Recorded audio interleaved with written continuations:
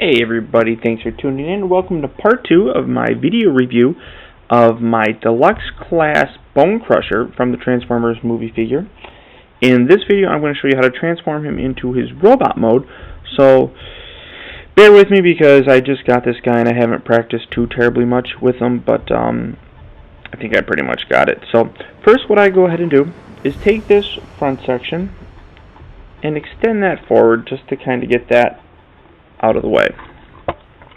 Then I come around here, and right under here,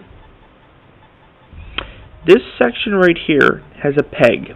That peg goes into a little hole that's in here, so I go ahead and pry that out first, separating that peg.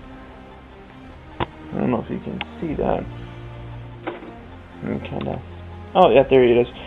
That peg right there on this section connects in there, and now that separates.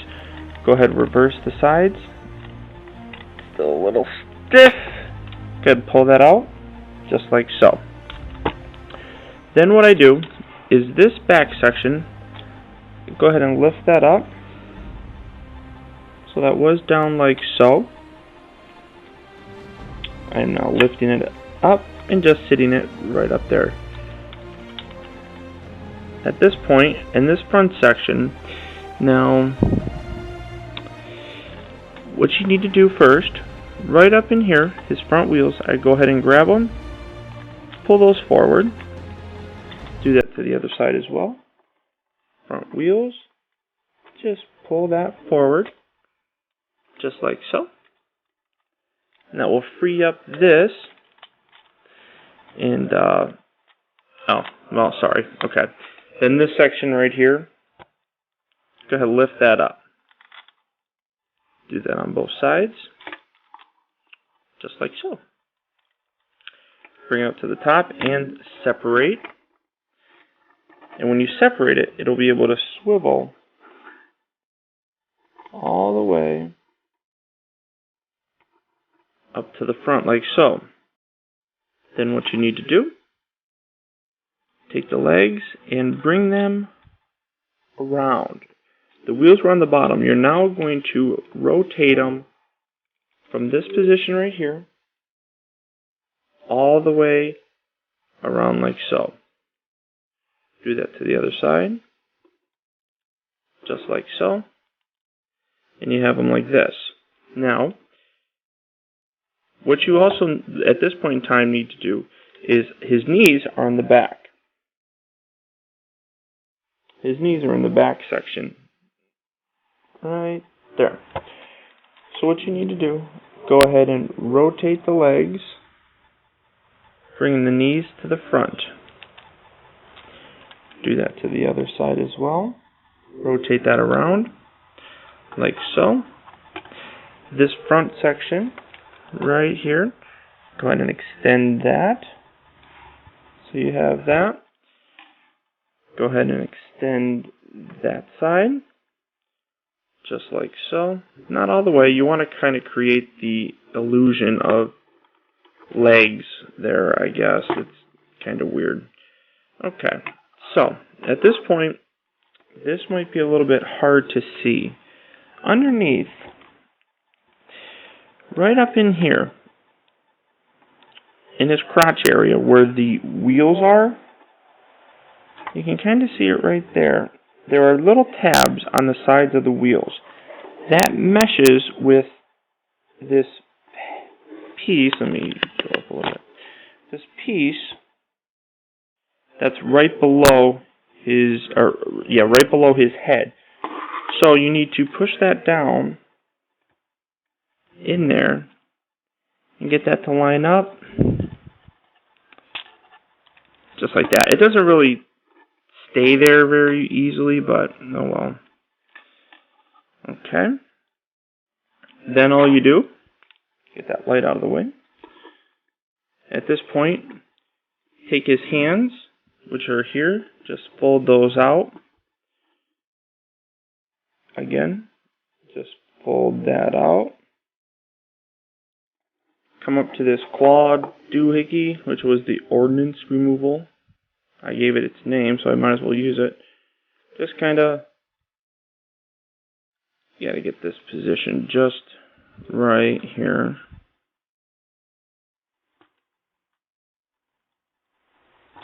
Oh, that goes down, and then these are going to separate. No, I know you don't got that in frame, so you're going to go ahead and separate those, bending them like this. Now they actually do separate here, and just kind of twist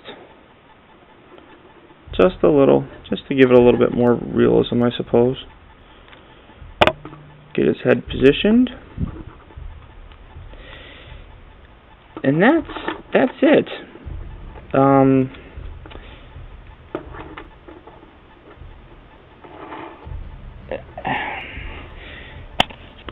My thoughts on him. Well, number one, he's severely underscaled, as I said.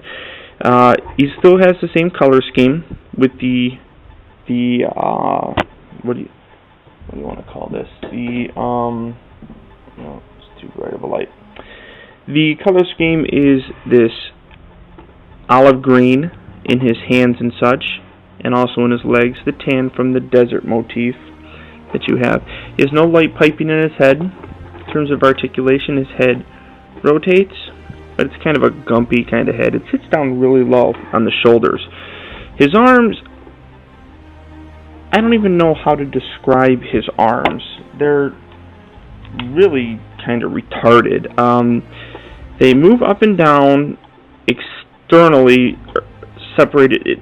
They rotate here, as you can see, but they also rotate here, and I don't even know how to describe the articulation on this. His legs bend, or they do the running motion, kinda. They also rotate, like so, and bend at the knee. Feet are kind of difficult to articulate. They're designed. He wanted his feet. Michael Bay wanted him to simulate a hockey player skating, so that's what that's for. A couple other things that he has here. His arms extend to do this weird, I got super arms. I just leave these tucked in because it looks retarded otherwise. I'm not a big fan of this figure, but in terms of the concept art, he's a spitting image pretty much for his concept art.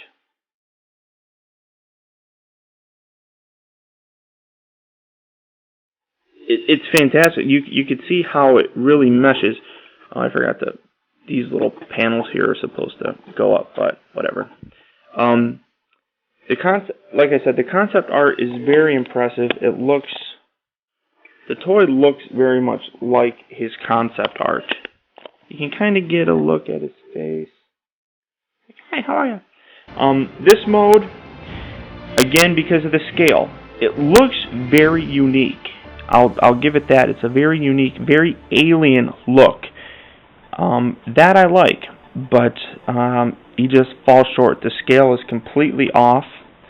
You got some copper coloring in there, as well as on the top, the Decepticon symbol. You can see, well, you can't really see it on there. But overall, I would not recommend this figure unless you need to have it in your collection. I just can't.